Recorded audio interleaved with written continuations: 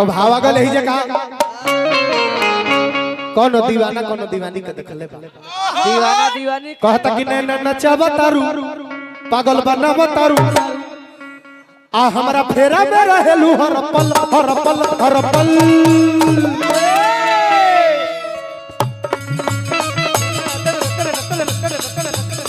न नचावा तारू पागल बनावा तारू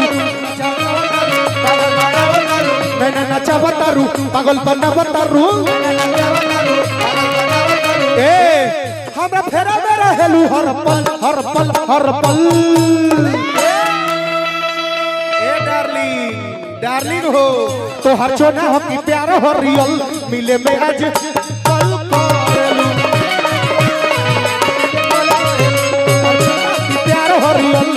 जिन्हें में आज कल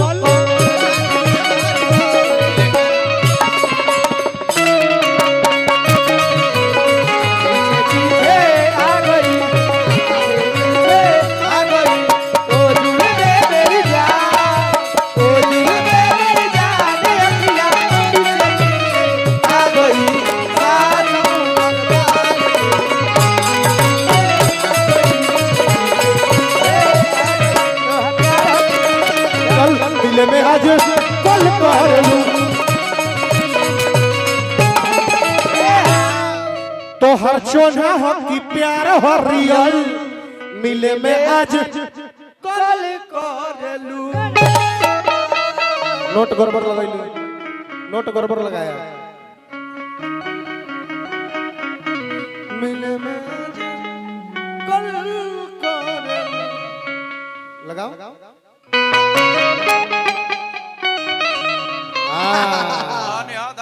ध्यान दे तू हम शहर के देहाती हम छोड़ा तू हम शहर के देहाती हम छोड़ा साफ साफ कहीं कर जानी नानी हो रहा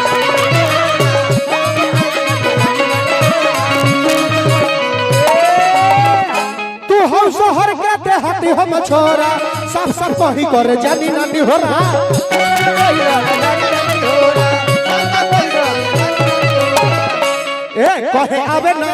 कहे आवे ना एक्सक्यूज मी दरअसल मिले में आज कल करेलू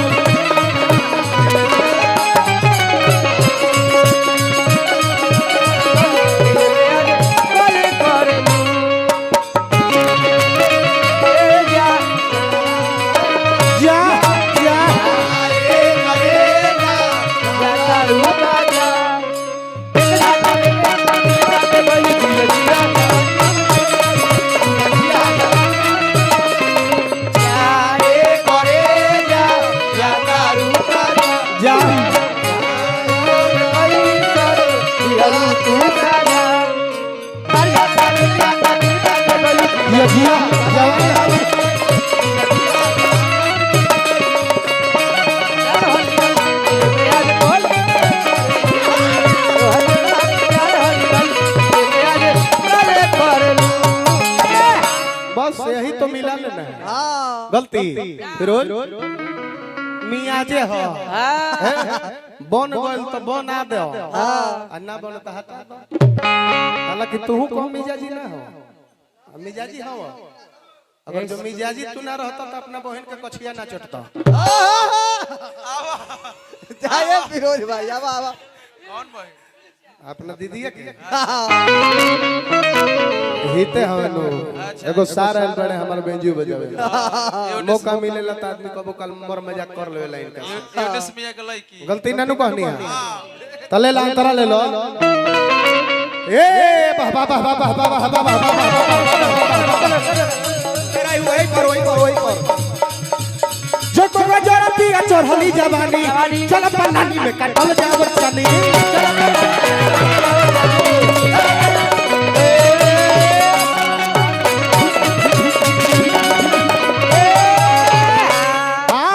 जगमग जरती चढ़ली जवानी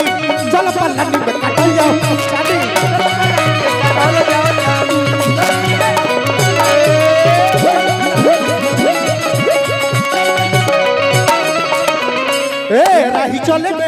राही चले में सीना करे दल दल मिले में आज कल करेलू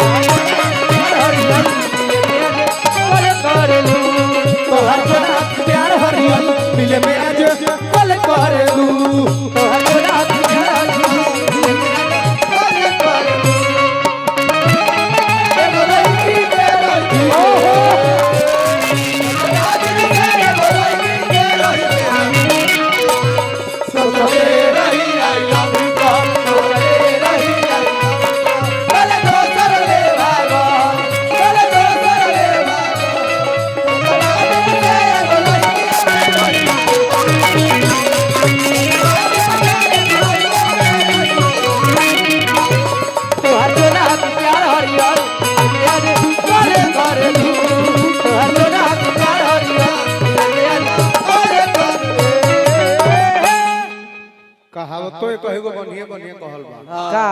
गलती नहीं ना कहिले हम ना ना कहावतो जौन बा एक कहिगो भगवान बना देले बड़े कहावत गड़बड़ थोड़े हो जेकरा खातिर बा उ सही बात बा हकीकत बात बा अब तने रउआ लोग जानी नु का भैया आ ए रोशन राज जे ब्यास होवे हां आओ संगतिया हो हां हमार हां बचपन के संगतिया हो रउआ सब ई ना जानत हो ना जान ली पढ़े स्कूल में जात रही हमनी के संगी है हां संगे छोट छोट में हां 2 दिन स्कूल ही ना गइले 2 दिन 2 दिन नागा मार देले उ कहे 2 दिन अगला स्कूल नहीं गया छोटा बचपन में जब ये था आखिर कारण क्या था कारण था क्या हम रेगुलर में थे हाँ 2 दिन ये नागा कर दिया मैडम जी पूछली कि रोशन ए रसन 2 दिन से तू स्कूल नहीं खाओ हां काहे काहे का दिक्कत बा बोल कारण का बा लड़का के जात बेचारा कह रहे हैं मैडम जी ए मैडम जी हम 2 दिन स्कूल नहीं है जानती हैं क्यों क्यों इसलिए नहीं है ना कि हमारे पास एक ही चड्डी है मम्मी ने धो डाली थी इसीलिए हम एक दिन स्कूल नहीं आए अच्छा कहिया मम्मी चड्डी धोई थी तो परसों धोई थी तो ये बताओ कल क्यों नहीं आया क्यों तो कहते हैं मैडम जी हैं कल हम इसलिए नहीं है ना अच्छा हम घर से निकले ही थे स्कूल में आने के लिए ताले रास्ते में आपके घर के दरवाजे पर देखे कि आपका चड्डी पसारा हुआ है तो हमको लगा आप नहीं आई होंगी तो हम भी नहीं हैं। हाँ कैसे हाँ तो हर चढ़े हम के प्यार हरियो मिले में आज पल कालू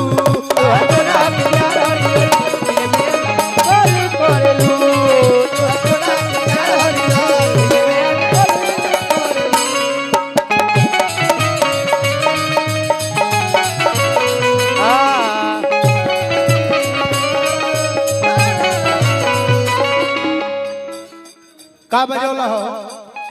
रोगा तनी बेच चेक कर ले तो हमरा के तनी पाउडर दे पाउडर बिना होएगा हाथ पर पाउडर दे बस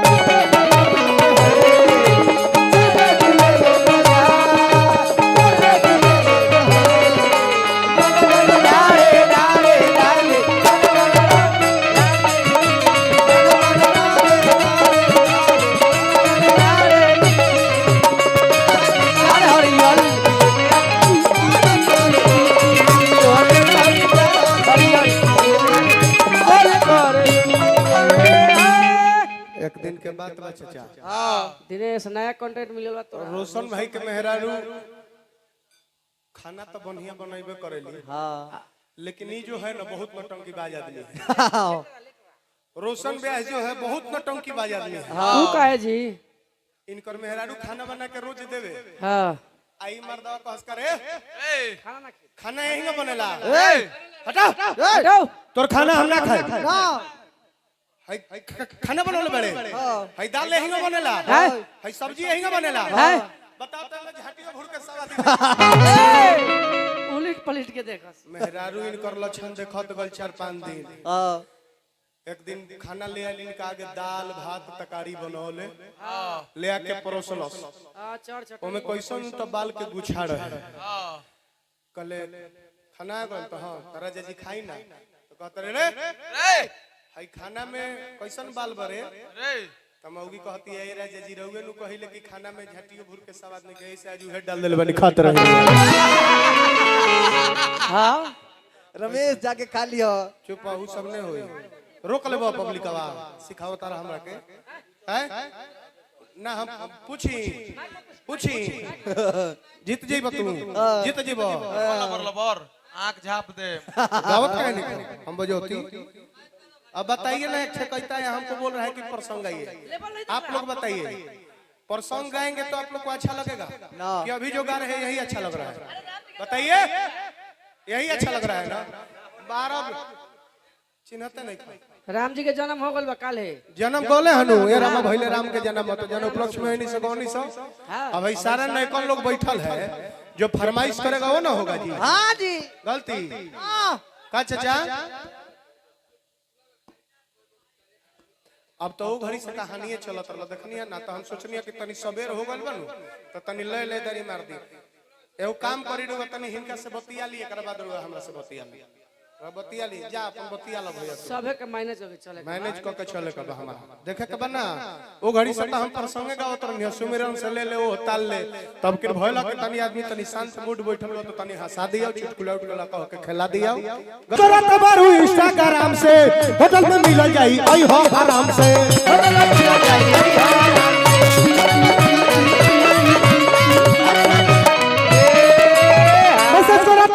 इंस्टाग्राम से होटल में मिल जाई आई हो आराम से, होटल में मिल जाई आज झूठा होई नहीं झूठा होई नहीं झूठा होई नहीं मुन्ना के कहल मिले में आज कल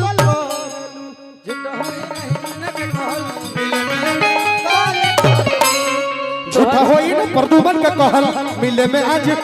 कल तो प्यार हरियल मिले में आज काल करे, तो हर जोना प्यार हरियल मिले में आज काल करे, तो हर जोना प्यार हरियल